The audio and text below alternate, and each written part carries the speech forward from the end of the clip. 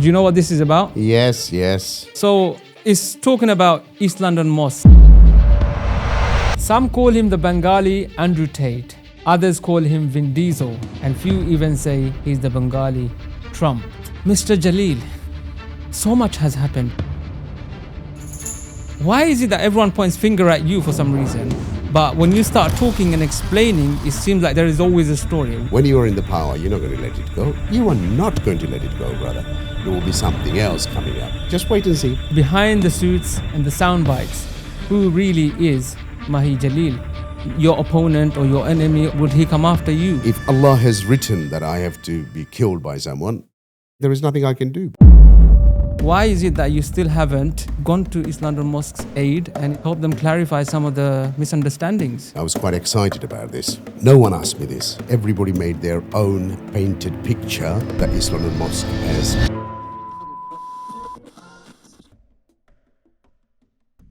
The East London Mosque Trust, based in Tower Hamlets, has received an official warning from the Charity Commission after losing over £1 million in charity funds through a failed investment. According to the Commission, the Trust failed to responsibly manage its resources and did not carry out proper due diligence. The investment was made in an NHS-approved supplier with the expectation of a 20% return in 6 months. But the company went into administration and the charity lost the full amount. The regulator said trustees at the time failed to exercise reasonable care and oversight and did not thoroughly scrutinise key documents or individuals involved in the deal. The Commission began its investigation after the loss was reported in February 2023. The Trust had been previously warned about its financial oversight, and this latest incident triggered the formal warning under Section 75A of the Charities Act. The charity now has 6 months to improve its financial controls or face further action. They're also required to carry out an independent governance review and try to recover the lost funds, though the Commission admits recovery is unlikely. On April 23rd, East London Mosque released a statement claiming it was the victim of a sophisticated fraud. They said the company involved is now under police investigation and that stronger governance measures have already been put in place. The Commission says it will continue to monitor the Trust's progress. Do you know what this is about? Yes, yes. So it's talking about East London Mosque, something to do with East London Mosque. Now, you're a broadcaster, mashallah, you enjoy a lot of influence in the community. Why is it that you still haven't, gone to East London Mosque's aid and, help them clarify some of the misunderstandings? Brother Kazi, how do you know I haven't been to East London Mosque? I did. I've been working with East London Mosque before I opened Channel S. From 2001, I've been actively working with East London Mosque. It's about 23 years now. Firstly, the Charity Commission report. Have you read the whole report? I haven't read the full report, Okay. no. So let's start. East London Mosque has got a business wing. They have an investment wing. Not many of our listeners most probably know about this. That Muslim Business Centre was not built from our donation. It was built by 2 different large donations for £2.5 million. Okay, it was donation by GLA, another one I can't remember, but it's £2.5 million. So from that, they have assets of about £16 million. They got a rental income. Their rental income is more than £1 million a year. They have few houses and few other properties. It's been going nearly 20 years. So this investment we gone through, we had a number of complaints from the community. So we had to sit down with all the trustees. And they've been very, very welcomed. They sat down with us, showed everything. That £1 million worth of investment, if you see, it's coronavirus time. They taken a second guarantor who has got over £1 million in his house as an equity. But there is a group, obviously, wanted to smear everything else, so we've been through everything. That's nothing to do with the normal donation you and I do to run the mosque. And Allah House, Allah House, we got to be very careful when we say things. There are a lot of positive things East London Mosque has. There are a lot of positive assets they have. we can't judge them because of one investment fail, but they have proven that they made £16 million. It is on their annual account. If you download it and read it, you'll find the assets of a £16 million, a million pound worth of rental income comes from those. So the whole report, Charity Commission doing and making it more tighter, they need to do risk assessment. I would say that they need to improve on risk assessment. And at the same time, this £1 million hasn't gone fully. There are chance of recovering it from the second charges. So therefore, I thought it's a good that you asked me. I was quite excited about this. No one asked me this because everybody made their own painted picture that East London Mosque has taken money from public, and no, they haven't. And I can swear my almighty God, I have gone through each and every paper of theirs because I was a very angry man.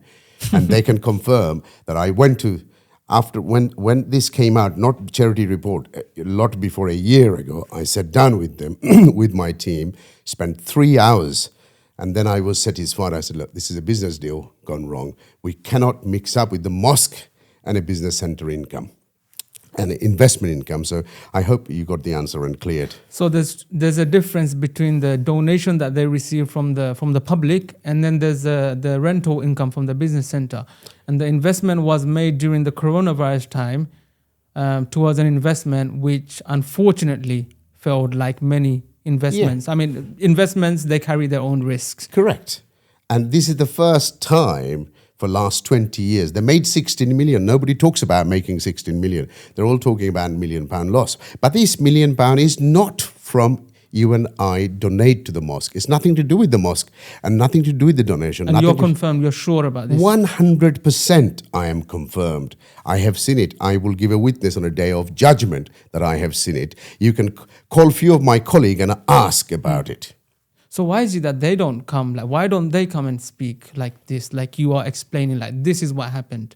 I think not many people ask them the direct questions, you see. We, in our community now, full of journalists. Everybody is journalist in our community. I am one too now, the reality is when the social media came in, everybody became a journalist. You have to ask the right questions. Have we ever asked East London Mosque where this investment money came from? They could have explained. And you can't accept that those, from a mosque trustees to answer if you don't ask them the right question. So I think the right question never been asked. And if you go to their website, you will see they have given a statement and it clearly says this. So you've been through it and you're clear. And you were a very angry Brother, man before you went in. I would be very angry because Channel A has been working with them since 2005, 19 years. We even raised £1 million for them. And we have a duty. If they have done something, I would have gone on the TV and said, right, they need to sell their houses and pay because this is our money. Sell their houses. The trustees have to sell their houses. Of course they have to sell because if they have taken our amanat and invested somewhere, we have given to Allah subhanahu wa ta'ala to look after the mosque. Then I was satisfied. He was not. So they don't need to sell nothing. But it's a business deal gone wrong. But the mosque is protected. Allah's house we have to protect. And we have to provide to maintain that mosque. So that money has nothing to do with the mosque and the charity. So you work with a lot of charities. Is that what generally charities do, like Islamic Relief, the big ones? Like, do they invest in stuff as well, like, maybe properties or something to make more money? Is that a normal thing in charity to invest? No, a lot of charity don't do investment. There are charities who does investment. I don't think Islamic Relief does. I haven't got enough. I also worked with Islamic Relief. In my life, since the inception of Channel S, we have built 156 mosques in UK. We have completed those mosques. So you can understand how many charities I've been working with. And internationally, we built about 9 different mosques. So therefore, not many mosques does invest money. But this is totally different. When the East London Mosque came with the project, I have to remember an English council leader, Michael Kidd time. Yeah. Michael Kidd from the council gave the money and GLA gave the money, so to develop and create job for the business center because 21 years ago in East London, we Bengali was the deprived community. So and the condition was to provide a job. And condition was that this is not a charity money. This is the money you provide a business center and you build on it. And that's what they done. But a lot of us don't know the history and we just think, oh, our money is gone missing. It is not like, the case is not like this. How can you as a person or as us as a community, make sure we refrain from just, passing on maybe unverified information? There is always conflicts in a group, obviously. East London Mosque, they provide the best service to the community. Thousands of people Absolutely. are staying away from drugs. Thousands, teenage pregnancy, knowing your neighbor. There are 100 different programs runs in that mosque. Not one type of, 100 different program. I don't know how closely you work with them. You'll see the youngsters are getting there. If that mosque was not there, a lot of us would have gone in a wrong path. So how do you protect? It's very simple. The charity commissions are looking into it. They're now got to tighten their investment policy. And I think temporarily, for the time being, they're not doing any more investment. They just need to recruit everything what it is, tidy up, and they have to do their risk assessment in a different way. They're taking that you learn from this sort of things, And I have full confidence with these people because majority of them understand what is our amana and what is charity. They understand. I have confidence. Bro, my dad's been on my case for the last week. I need to send him money in Bangladesh. So what's stopping you, bro? Bro, it's long. The queues are endless. And have you seen where they're located? Red routes, nowhere to park. Nah, man. Why don't you use what I use? What do you use? Basically, it's this app that I use. It's called Tap Tap Send. And bro, it's a game changer. I don't have to go to these money transfer shops. I don't have to wait in the queues and I don't have to get parking fine. It's all on my phone. And I can use my card to send money back home instantly. So what's the catch? There is no catch. In fact, it's quite the opposite. No hidden fees, no transfer fees, and on top, if you use the KSR code, you get £20 credit. Say no more. £20, yeah? I'm gonna download the app right now. My dad's gonna love me for this. That's what I'm saying, bro. Problem solved. Now let's get inside. We've got a killer episode to record. Confidence. In fact, after our last episode, you shared something that was very interesting. How you take risks and manage risks. How do you go about managing risks or even taking risks? Even when we get married, we do risk assessment. We don't realize those things. But sometimes you sit down and do it on a paper, and sometimes you just do it spiritually, saying, right, can I risk assessment? So it's always a professional companies out there that will do a risk assessment for you if you want them to be done, such as on a business. When you do your business, you do a risk assessment. This perfume, would that work with someone? Would that smell very common? Is it something rich, something poor? You have to do a risk assessment. You most probably don't do it on a piece of paper. But everything human does in their life, it's about a risk assessment. Without a risk assessment, you're not going to go to the next step. You can't do the next step. When we're stepping, we do a risk assessment. When you're doing a staircase, what do? You do a risk assessment. Can I do one step or two step?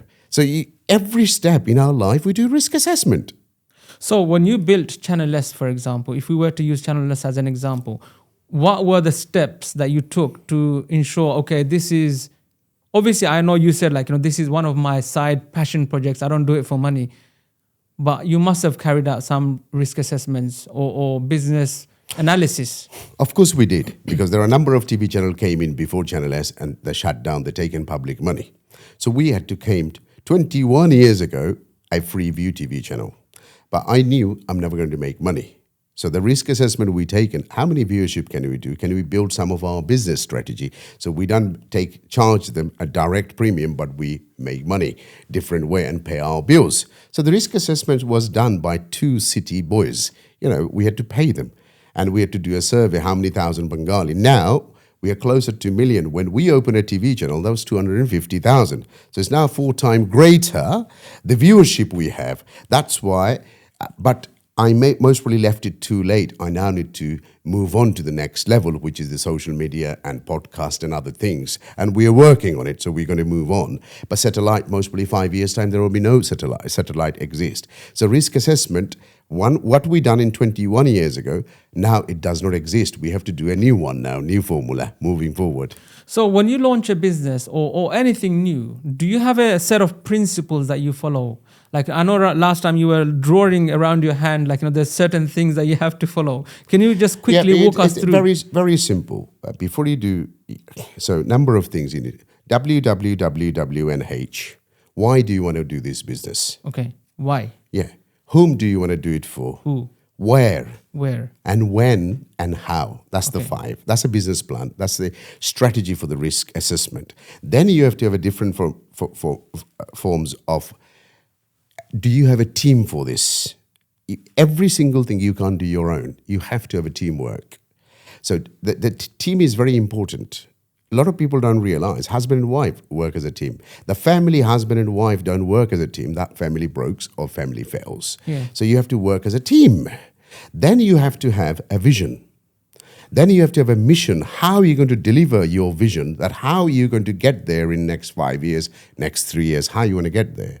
Accountability is very important. Accountability does not mean finance. Accountability means I spent 8 hours today. How much did I achieve and what did I do?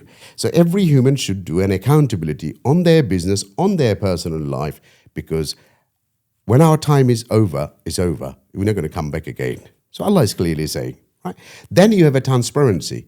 You have to be black and white to yourself. If you're not transparent to yourself and you started believing in your own created story, you're going to be failed in a business, right?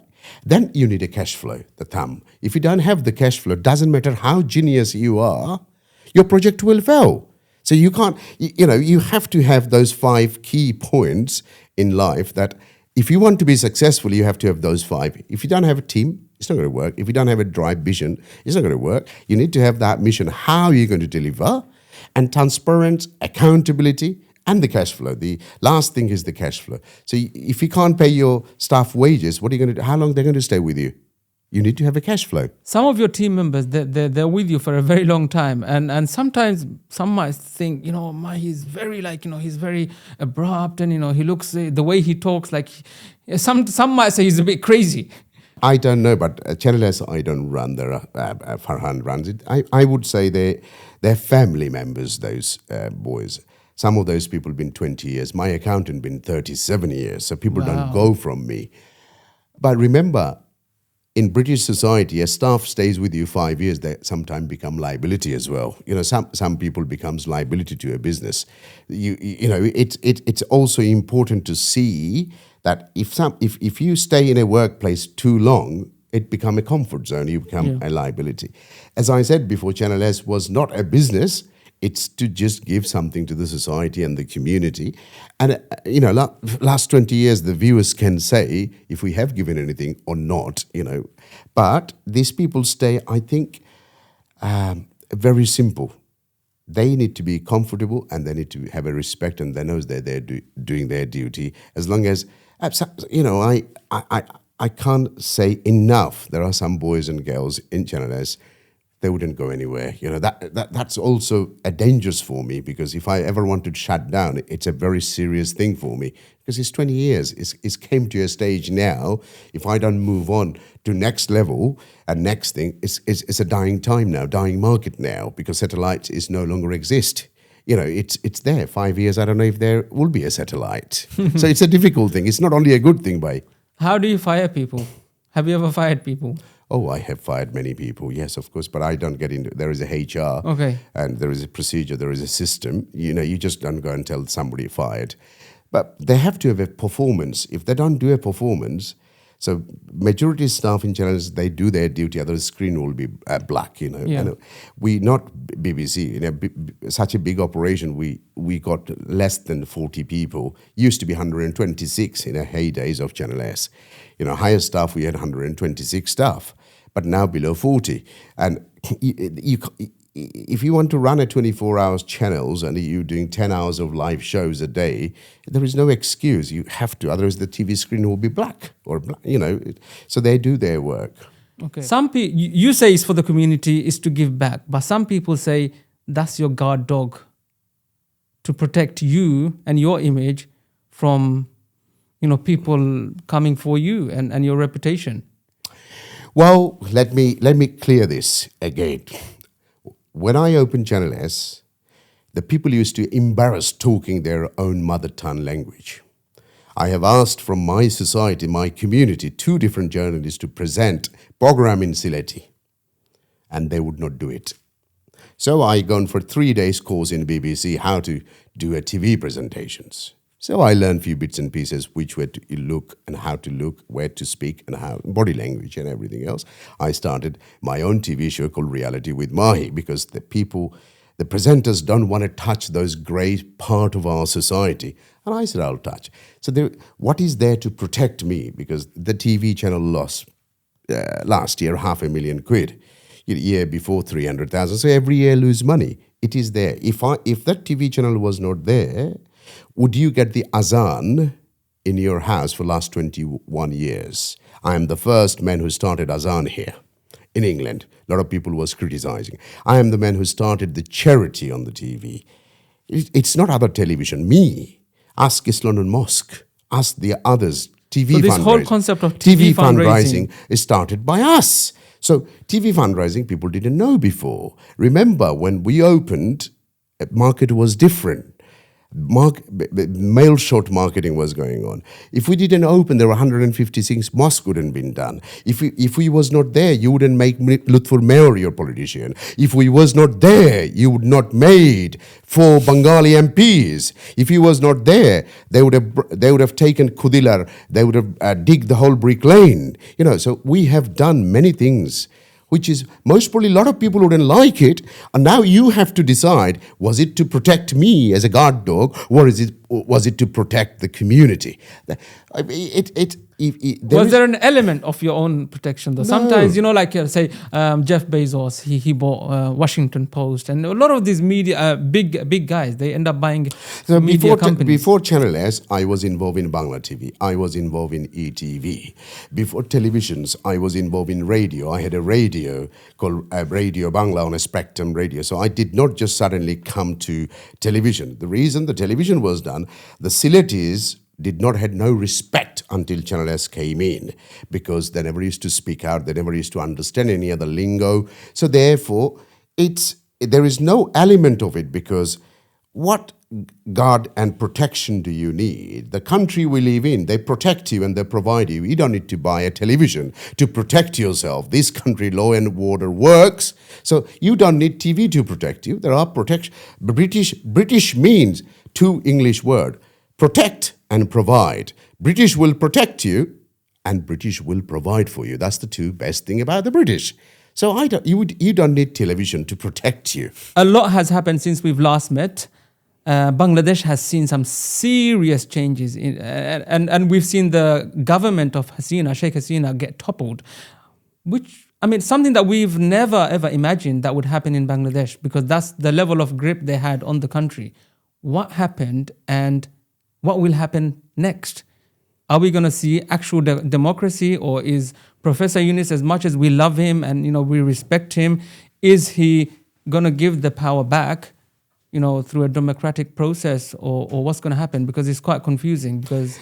So you want my opinion? Yes, absolutely. Right. First thing is, in Bangladesh and many other countries in the planet, they're not democratic leaders. They're rulers. And rulers in the planet, they fall. So this is what happened. She's a ruler, it's now gone. They don't understand politics. They don't understand, democratic means. There is no 51% and 49%. So Sheikh Hasina's now history, she's gone. Dr. Yunus is a temporarily sort of government head. Where is this country heading to? The country's economic situation is very bad. A pound is now valued to a taka rate 273. Sheikh Hasina's time was 126, 25. So it's like 30% devalued the Bangladeshi taka, right? Would an election happen? I don't believe it. I don't see this is happening. I don't see this happening. Well, they promised it's going to happen, what, 2020? He said next year? He said in February. I think he's just trying to buy time. Okay? This is me. Okay, well, this is going to be recorded for a long time. Yeah. I think the February, March comes in, there will be another hoo-ha. Okay? I personally think it might even go to go to army. I can't see it's going to be so easy for BNP to just go. Yes, it is due to them, but I don't think Yunus is going to give that quickly. It will take time. There will be so much revolution ahead. It's not going to be that simple. Do you understand? So it's not an easy ride for us. No. As a Bangladeshi, it's not an easy ride. And there is no projection. You can't predict anything because it never happened before. So how do you predict something when never happened before? You can't predict because this is Dr. Yunus, who is influencing him, India, America, who it is, I don't know. But the fact is, I can't see that election happening in February or May, June, July. I can't see it. I just can't see it. It's a long way to go. The power is... In people like Bangladesh, power is very important things. When you are in the power, you're not going to let it go. You are not going to let it go, brother. It will be something else coming up. Just wait and see. And many people point fingers at you for First Solution. Can you give us a bit of a context of what happened?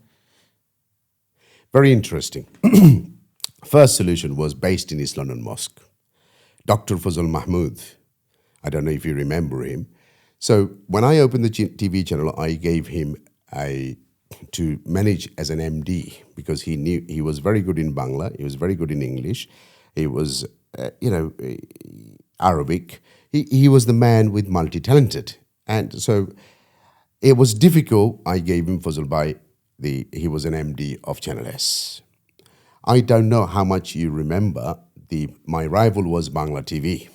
A Bangladeshi TV called Bangla TV. Because Channel S becoming so popular, they are the people who smear everything. On the First Solution, there are agents, similar to Yunus government, what happened today. Okay? A lot of people don't understand this. So the First Solution was a money transfer and a property company to Bangladesh. And they were turning over a big amount of money, more than 100 million. The First Solution was based, but they had 134 agents in the whole country. Okay. 134 agents in the whole country.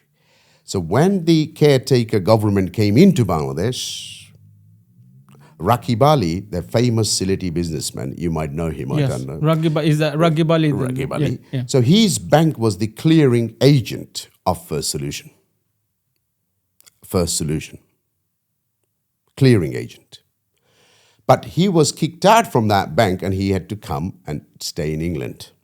First Solution, whatever the money sent, they've frozen it there because First Solution was using an overdraft facility in Bangladesh because their agent have to collect the money, then give it to them, and that's what happened for a week, 10 days. Then First Solution collapsed. They could not send the money. George Galloway gone against it. The Bangla TV started doing news, everybody else started to news. So it was better for them to say, right, Mr. Mahee Jalil is involved because this is the only way they can shut Channel S. If I was involved, brother, British authorities, POCA, pursuit of crime, because it's to do with money transferring. Why did they never interview me? And why did they interview Dr. Fazal Mahmood and everybody else from the authorities? Why they released everybody? Never taken charge, never nothing.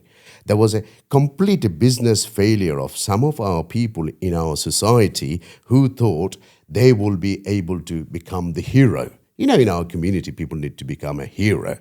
So Fazal Mahmood was an MD. I was never part of First Solution, never a name anywhere.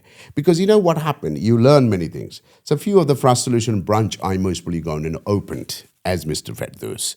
And then when the Bangla TV decided to hit it on the nail, remember the country we live in, it's law and order works. So all these people complained to the authorities. People went to police. People went everywhere. Why no one ever been charged? Why no? Even the First Solution went to administration. Why the administrator did not pick up a question? I do feel sorry for the people who lost the money. But the people who lost the money, there are some people benefited from First Solution. Not all the agents. Some of the agents never paid the First Solution their money back, because some of the money went back to the customer. Some of the agent decided to become rich out of this. So, it's a good you asked me. I'm not upset. I'm quite happy that you asked me because you've done some research. First solution, most probably the first thing hit me in this community so badly. People was going Bangla TV was doing his news because I came in, I was free and he was subscripted TV channel. So these two TV bosses are fighting who can put who down. That was the rivalry, that was the actions going on in our society, brother. You see, one thing I can't understand, and I find I'm struggling to understand is, on the YouTube comments, a lot of people watch your interview and they say, this is so good, this is so good. Like we've never thought this man was like this. We've always thought he was some sort of a criminal. Like, why is it that everyone points finger at you for some reason, but when you start talking and explaining, it seems like there is always a story? Why do they find you an easy target? I was not a journalist. I was no one. I was a car mechanic, come from a different industry. I came in, it was easy target for people to get rid of me from here. But they tried many times. I measured success differently. How many times you fall down and how many times you stood up. That's how I measure success. I do not measure success with money. But remember, still, the recent survey, that's last week, I was viral. Okay, 83% was in my favor. 17% was getting 20 years old histories, these, that, AI created, generated. So I still, more than 80% of the people in this society and the community, they still love me and they still, communicate, they still listen. And, in this dunya, it doesn't matter if you say one word, not everybody going to accept. Not everybody going to accept, brother. And I'm quite happy and I quite enjoy it. I don't read none of these comments. I don't. I never read it. I got people who will tell that you had this many millions hit, you had this, and you had this percentage of the people are saying this. This is the people who's done this. So I don't watch. I don't watch this. I don't, because it will depress you. It will make you angry, and you can't do next day work. So I never see my own comment. I never see my own video. But otherwise, I won't be able to function next morning. Next morning, I have to wake up and do my business. Night is over. I'm not going to think about that night. I'm going to think about next night. I've noticed you've got a brick phone. Yes. You don't carry a smartphone. No, I don't. Why? Because it's distraction. It's distraction. If I want to see my email, I'll go to the office, spend half an hour, read all the emails, reply who need to be done. Otherwise, you're going to get points on a driving license. You're going to do many things, But I don't want. I wish I don't even had a mobile phone now, because it's too excess for people. You can't think properly. Last time I came to your office, you said that you shared something very interesting. You had a book. You had a book with like so many information, so many names, who done you favors and who you need to kind of appreciate. Why do you have to write all of these things down? Like, can you not remember? No. Very simple. You have to write things for you to go memorize things. So I keep a book where a lot of people help me. A lot of people stood by me when I'm going through this sort of crisis. People knows me very closely. They will defend me. And there are people who let me down over the years. There are people, so I learned something that a snake will change their skin, but they won't change their character. So I learned this thing. If I don't write these books, I wouldn't learn any of these things. So is it a best practice to write things? I still believe writing things and reading things is the best way of gaining knowledge. Last episode, you made a comment about Palestinian dates. You said there's only something like 200 date trees in Palestine or something. I've done a bit of research, and in fact, I had someone come to me from a company who sources dates from Palestine, and they said, no. What he's saying is inaccurate. Okay. You've got Brit Bangla, you've got a grocery store yourself. I'm sure you have some stats. Brother, very simple. You've seen Gaza Strip. So how big is Palestine? 26 kilometers? How many tree do you see now on a Google image tonight? Go to BBC, you will see they compared it last year and this year. Show me how many tree can you see? Where do you see? There is not many trees left. Majority dates not come from Palestine. Last 12 months, how are you going to get one container out of Palestine? Impossible. A year before, how many? Dates come from Jordan. Dates come from UAE. Dates come from Saudi. But because of the people emotion, I don't want to name people. I know people that the dates comes in, they just change the sticker. Because you, under the Freedom of Act, you write a letter before you broadcast this program and tell them how many container has came from Palestine. I don't think your colleague, whoever told you, that he understand even where it's coming from. He don't even use the common sense. The date, many things in our society is broken because we think we are smart. Why we can't say Jordanian? Why? It's same.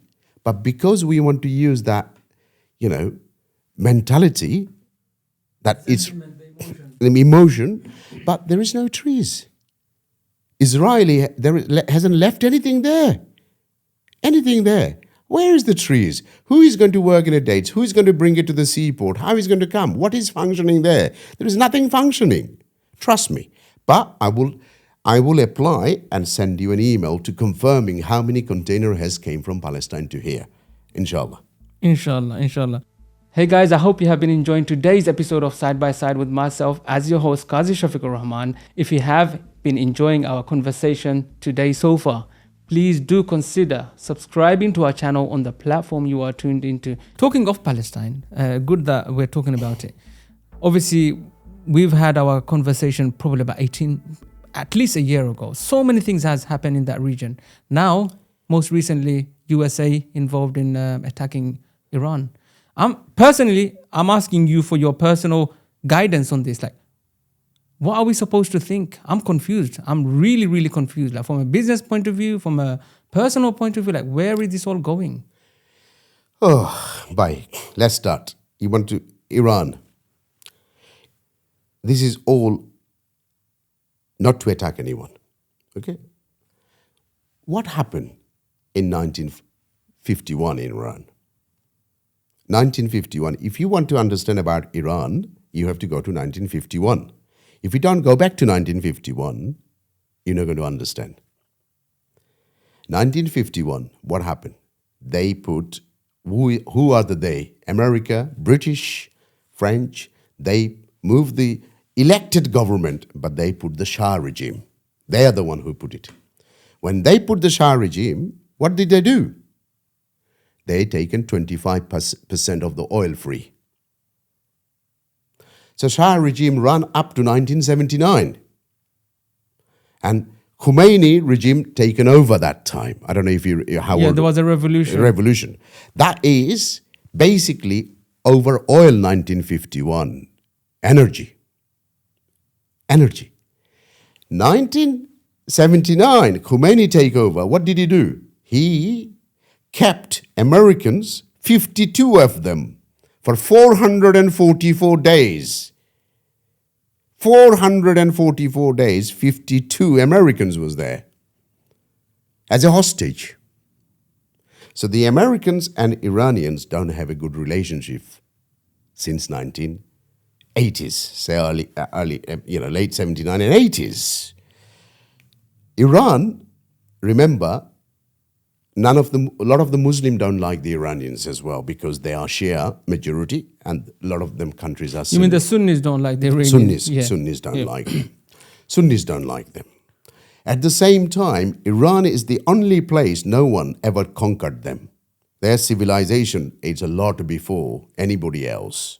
They are the people who is the Ibn Sina. They are the people of the scientists. They're the people of everybody else. Last 20 years, they've been on sanction, but they're still surviving because of the oil. So Iran, it's literally, they are also not the best of the best. They got a lot of ego. They are the first people to recognize Israel as a country. But when Khomeini came in, he didn't recognize Israel as a country. He thinks it's a Zionist state. He does not recognize them, number one. Number two, two different places are two different religions. Islam and here Moses or Zionist or whatever you want to call. It's a total different concept. We as a Muslim, there are 57 countries or 59, similar to that. 51 countries are together in an organization. But has anybody come forward to talk about it? No. We call one ummah. This is we only say. We Muslims, majority, amra, we lie. We have an ego. We can give 400 million pound planes or 450 million pound plane as a gift to someone in America, but we don't have no money to look after our Muslims ummah who can't eat in Oman. So your question is very vague. So what is happening? You don't need to be stressed about it. This Iran and USA, this is like their child play game been going for years and months. It goes like this. I can't remember the year, there were another 7 days war was before. Now they're against the regime, but this is going to be very hard. This is not Syria. This is not Iran. This is not Iraq, because there is no opposition, strong opposition there. So Khomeini still there.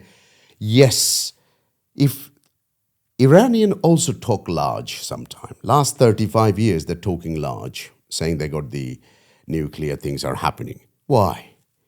If you couldn't make it in 35 years, you're not going to make it in next 100 years. Why do you want to play with innocent people? So this is totally not diplomacy. Iranian also, you got to understand, Khomeini is a ruler, he doesn't understand diplomacy. He's been on a sanction. He hasn't got a mentality to work with everybody else because he's got that ego. I'm an Iranian, I'm a Persian, I am this. So he's got that, they got that mentality. Islam did not say we have to fight like this. Our Prophet did not say like this. We have to harmony, we have to stay all together because we are here for a short time. We're going to all die and go next generation going to take over. So if you go back and see what is happening now, is it going to be a third world war? No. No. It is not. It is not. This is Iranians, they can't go and take over Iran because America has lost every war. Iraq war was, there was no mass destruction. Saddam Hussein, everybody now feel guilty. That's why British are not going forward. USA has got their own domestic problems, a big time problem in USA. They haven't got money. They can't afford to go anywhere because it's going to be a serious crisis. And Iran strategically such a way that it's border with everybody in the middle. So they can't just go and take over tomorrow. It's not going to happen. What may happen is this uprising will change the Khomeini, but it's not going to be this year. It's going to take some time because Khomeini also got disaster because inside the teams there are some grasses and there are some informer. That's why they can kill their army top chief. Officials, yeah. Yeah, top official. And last year or 2 years ago, the army chief was killed in it. So he's need to tidy up his houses. What will happen?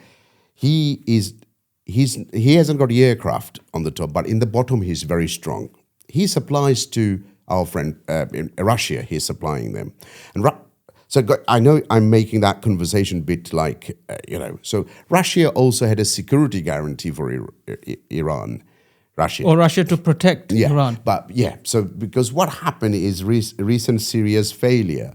And you got to also understand the Iranians, last 6 years they've been failing.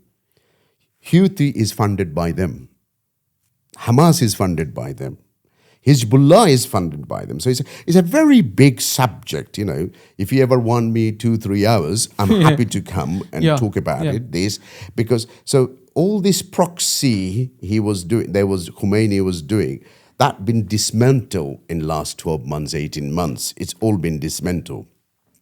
Also, you have to understand the Palestine security is given by, not Palestine, Israel security is the Americans. If you'll see. Yeah. So the America have to protect them coming in.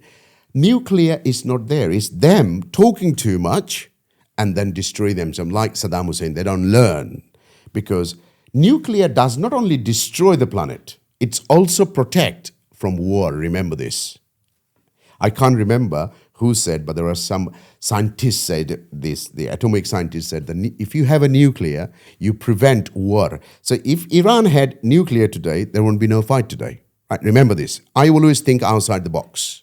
Everybody's saying it's dangerous, But it may not be dangerous. It will be protected. Yeah. It will be protected. So North Korea, because they have the nuclear, nobody's going to attack them anymore after Second World War, is it? Because they have the nuclear, because nobody going to do it. So if Iran had it, nobody's going to go and do these few bombs here and there.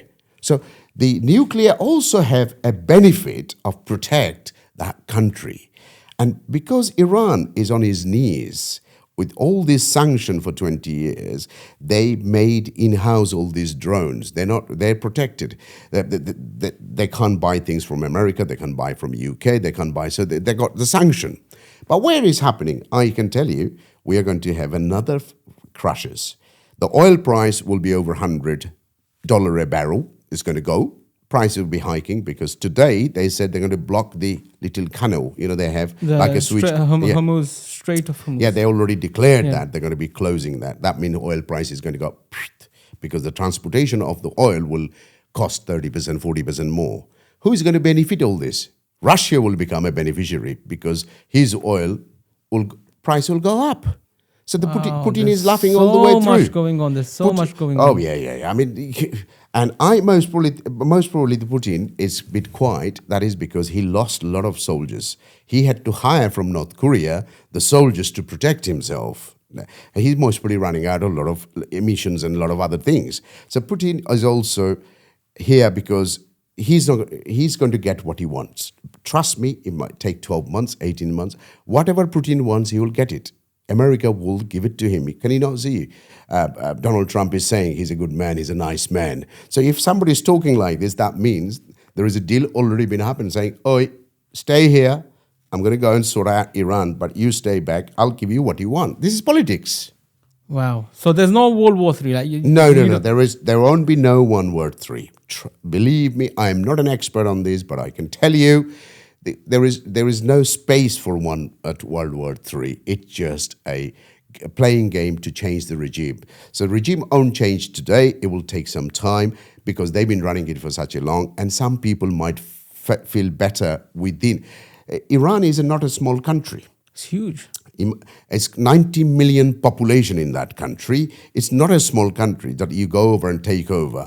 And the British and Americans, they have lost from the 20th century till now, every word they go, they lose. They lose 3 billion trillions and they lose. What happened to Afghan? They lost. What's happened? Everywhere they go and they will lose. Syria, Assad regime fell. That's also affected Iranian because Iran was backing Assad regime. But what happened? The guy, all this time, they was telling him terrorist. Now, Trump goes there and he said, "Oh, he's a wonderful man. He's a lovely guy." It's all about money, Dubai. It's all about money. The China, very simple. China love money. Chinese love money. So China and America, they are different. America was the world's biggest economy, right?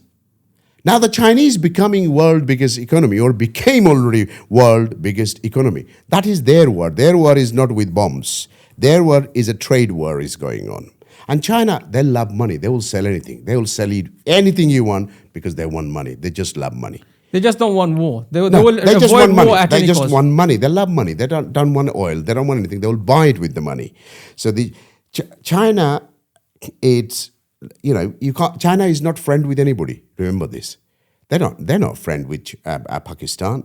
They're just playing to put down India slightly down because they want the best economy for them. So that's a different game. This is not an oil gun. Middle East game is one type of game, and this game is another type of game. So I personally think there will be no war, no nothing. Do we have a peaceful time? No, there won't be no. But remember, if you go back to the history, you'll find anywhere religious exist, there is a lot of fight and a lot of war because they're trying to establish oneness of Allah subhanahu wa ta'ala. When European used to believe in, the more European used to believe in Ahl Kitab, that's time they used to fight every week, every day. When the religious disappear from Europe, that's when they're not fighting. Okay? But Middle East, they will fight because you are trying to say Islam, you are trying to say Christianity, you are saying, Nasara, you are saying, Yehudis, you're trying to establish, you will fight.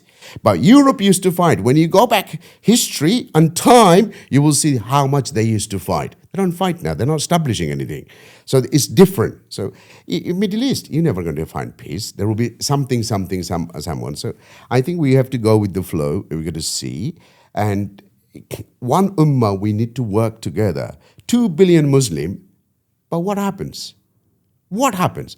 The Pakistani nuclear power guy goes to Trump. Basically, he goes and polishes his shoe. Effectively. Yeah. Why? Because Muslims don't work together. We fight amongst ourselves, within ourselves we fight, and we divide ourselves. We divide them to 5-10 groups. I've been told about 73 different groups. How are we going to become strong? How? We're never going to become strong. We have to stop fighting amongst ourselves, and we have to follow Allah's command and see Prophet Muhammad Mustafa sallallahu alaihi wasallam, our role model. Then we will be successful. Otherwise, we will have this every day, every week. Don't get worried about it. Just start trading. You'll make a lot of money. I know what you were trying to say, but you avoided the word. Thank you. I want to touch upon your story about the kidnap because we couldn't tackle it properly last time because the one side we left. Now, obviously, there was opponents, there was enemies, or whatever you want to call them. One of them still in a jail, I'm afraid. But I spoke to him recently, and we made it up. He's coming out soon.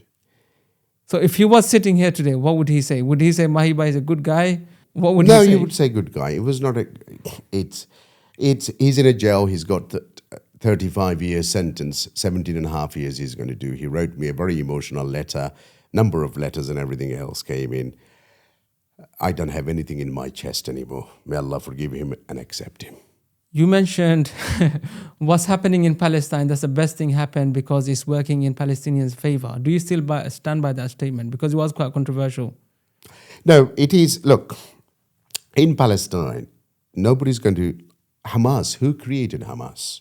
Hamas was created by Israelis. So I did not finish the last program, my sentence. Why was it happening? Because Hamas was getting killed.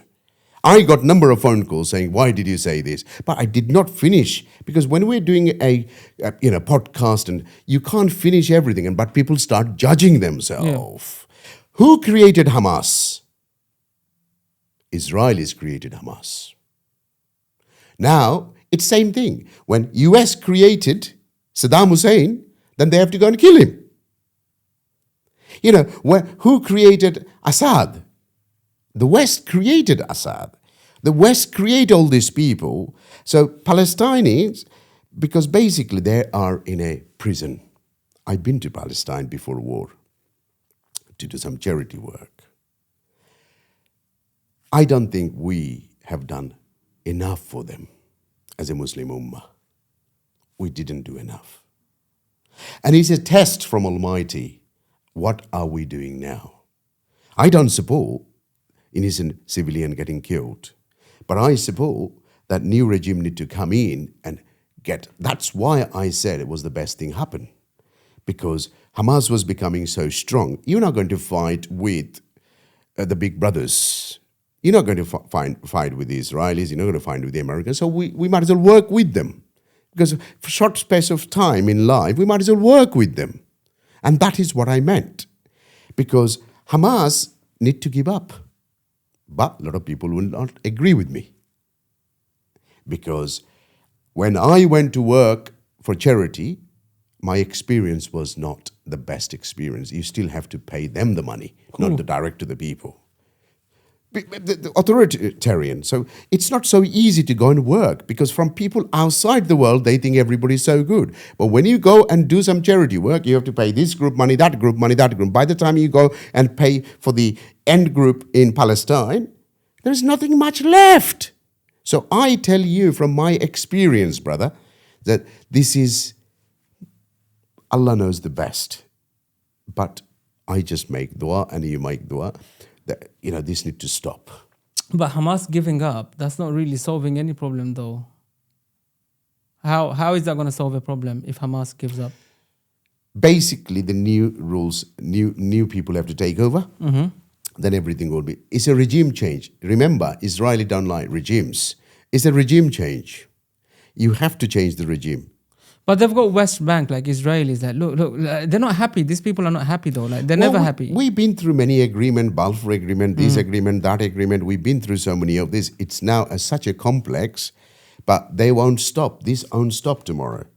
They won't stop because the world, big leaders are not talking. Muslim worlds are not talking. But it's not going to stop because until and unless a new regime come and take over, they're not going to stop. So we'd rather stop it now than killing another 50,000 people. So how can we fix this problem? How can we work with each other? How can we buy from each other? I mean, I go to your grocery shop and I buy the Majul dates every month or so. So how can we do more of supporting each other? Like there's on one side there's not enough options. Like, okay, you want to boycott KFC? Okay, where is the alternative? You want to boycott McDonald's? Fine, no. But where is the alternative? You see, this boycotting business also, I don't agree. Why I don't agree, I'll tell you. Because who owns Barclays Bank? Who owns NatWest Bank? Who is your mortgage provider? Okay. Boycotting this KFC and this, what is this? Stop doing banking. Who owns the banks? Stop doing banking. Stop getting mortgage for your houses. Think the bigger picture. You just trying to make TikTok videos for this because you don't go to the bottom of it. Who owns this? Who owns the bank? The card you use, who is belong to? Okay, stop your bank account then. All these things are not the correct way of doing. So why we are so selfish? Saudi is killed over 410,000 Yemenis. Have you stopped going to Umrah? Have you stopped going to Hajj? Why you didn't boycott that? Boycott. Because we don't use our brain. We need to use it. Think carefully. Sit. We have to. Alternative, have we got our own banks? No. Have we got our own mortgage? No. All these Islamic products you call so-called, they are owned by HSBC or a NatWest Bank because you are a fool. You are a fool. So what this boycott business you coming up? No. This is, it looks bad on us. We go to TikTok and we're going to say, oh, we're not going to have any more Coke. Coke is still doing the same turnover. Umrah and Hajj is between us and Allah. Between us and Allah, between you and Allah. It's got nothing to do with the authorities. Brother, you go there and spend money.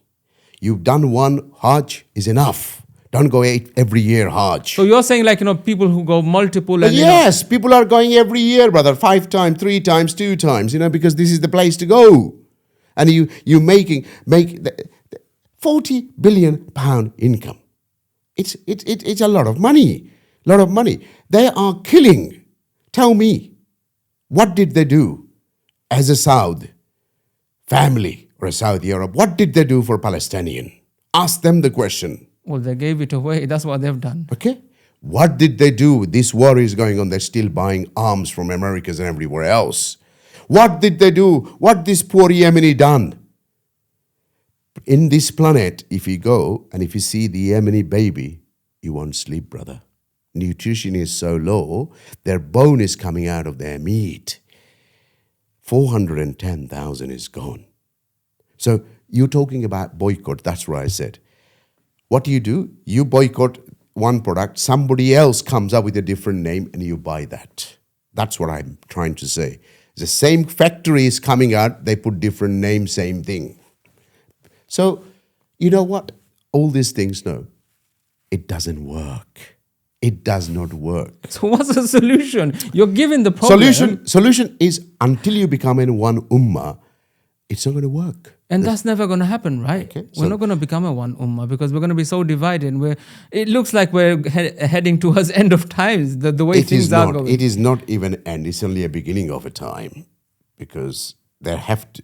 The solution is very simple. You created job. We need to create a lot more businesses. We need to give our people a job. Exactly. We need to give job. We need to be educated, but we need to be educated not only academically. we have to balance our education. We have to balance our education. How do you balance your education? We have to have our religion, social, and academic.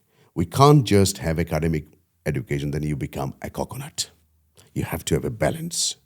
If you don't have a balanced education, it's not going to work.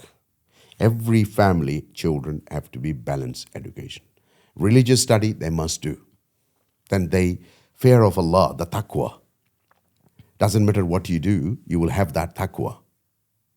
And without that, and we have to create jobs, we have to do business. Look, this whole boycott thing, I know people are going to say, oh, no, boycott, it works. We've seen evidence. Starbucks shares went down, Pret pulled out from this country, that country, McDonald's closed that many stores in a certain country. So it is working, right? Where is it working? Like how many in halal KFC has been closed in East London? The one guy owns them, I know him. His business is booming. So show me how many KFC has been closed. Let's talk within the M25. Don't believe fake news. Don't believe fake news. Don't believe the fake news. Okay? How many Starbucks has closed? Show me one. I want to know. It's the new concept. Remember, Little Chef, all Little Chef became the Starbucks. Habits of people eating change. We don't contribute even 5% in the wider community. That's not going to make any effects, brother. That's not going to make any effects. And if you want to boycott, you do it yourself. Don't go public because he's embarrassed that Muslims are against us, but we're still doing well. And then, these sort of things this is the way. If you want to boycott, you don't need to tell everyone. If you boycott something, you don't go and tell everyone, do you? You don't. On a social media, you make it. You are doing negative publicity for them. The wider other people goes and do their business more. They eat more there to support them. So their business goes up. When your negative publicity happened, your profile will raise. Some people wait there for negative publicity. People like me, I like negative publicity. I just love it. Why? I just love it because people become judgmental. And when Allah says, hey, don't judge him or her, think about yourself. I'm going to do the judgment. And I just think, you know what? They never read Quran. They didn't even read Allah's. What Allah says. Why somebody have to judge me or you? Tell me. Who gave him the authority to judge? Almighty is there. There is two of them here. He's going to do the day of judgment. He will tell me. He's going to have the witness. You're just making up story because Iblis told you to make a story.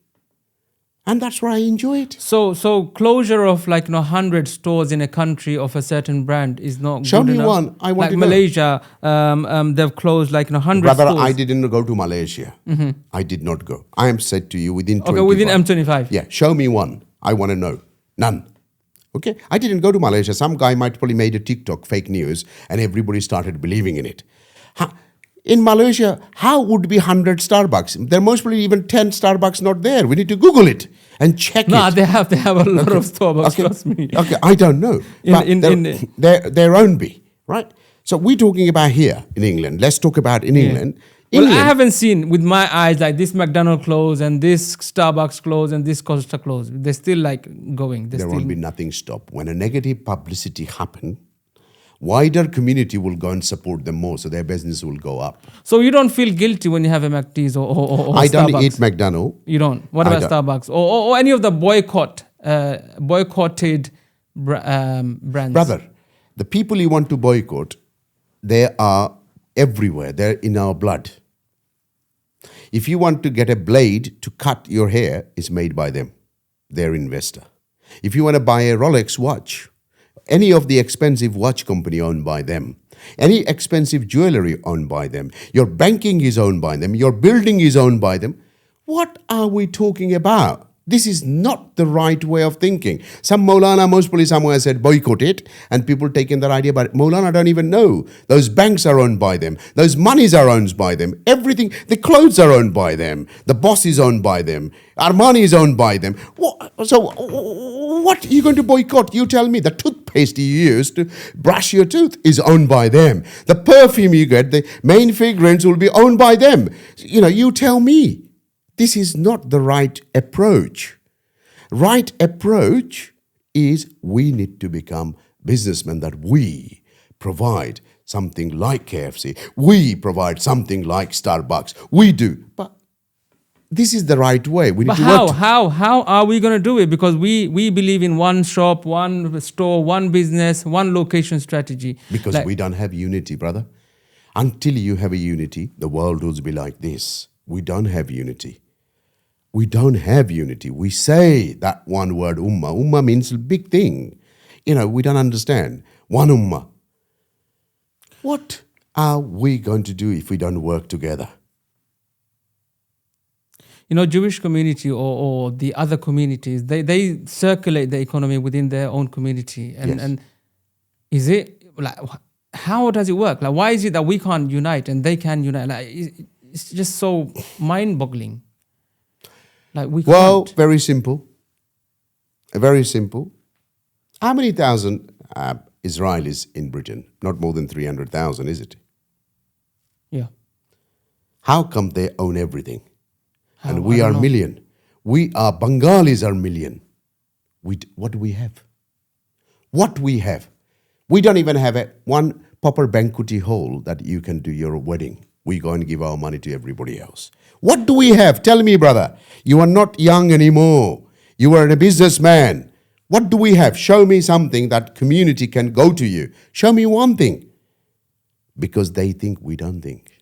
We do competition. You done an atur that your staff will leave. He's going to go to Dubai and make one come back. I have met one or two of your ex-employees coming seeing me. And this is the problem. They don't work together.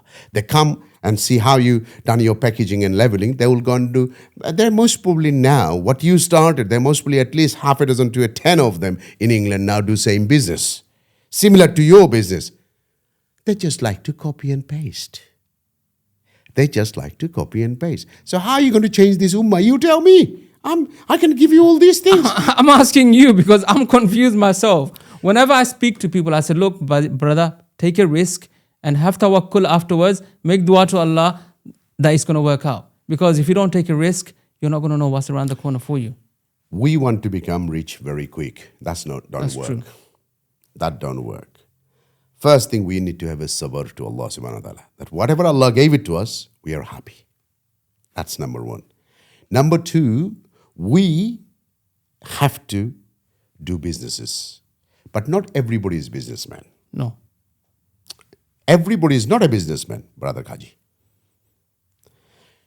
So we need to create businessmen. If we don't create businessmen, it's not going to work. Businesses does many good things. It's not only the man who opened the business, he makes money. He provides jobs. He provides jobs. I don't know how many people you are working, must be 40, 50 people plus. In our Sunamas company as a whole, we're in 5 countries. We've got 35 plus locations and we employ about 300 plus people. MashaAllah. So I don't employ as many as you in England, nearly 132 staff. And when I put the construction in, it's nearly 200. So, and if we include Bangladesh, is a lot more, but let's just stick here. If I was not a businessman, would I be able to, and guess what? 80% are Bangladeshis. 80% are Bangladeshis. And so we created that job. So if we create this, and they get top-notch money now, they're not... No, exactly. They're top-notch money because they're all driven jobs. You bring a benefit, you take it. So we need to create businessmen.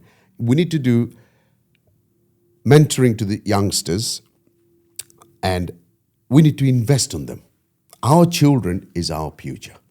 If we don't invest in our children, this Muslim ummah not going to change. If the ummah believe the dunya is nothing, dunya is nothing, then we are not going to do nothing. We're not going to achieve anything. Because our Maulana will tell you that dunya is nothing. Then the guy's inspiration dies. It dies. We have to balance dunya and akhirah. I don't like a Maulana saying, oh, dunya is just nothing. So what is here we came in? So in dunya, we have to inspire them. It's many ways this whole Muslim ummah has been destroyed. Since the time of Salahuddin, Muslim ummah hasn't achieved anything. We have gone back time. Show me last 700 years what we have done. 700 years, we haven't done anything.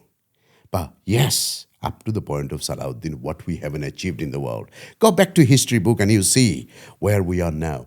And we have a serious problem within us because we are now fighting within us. We hate each other's.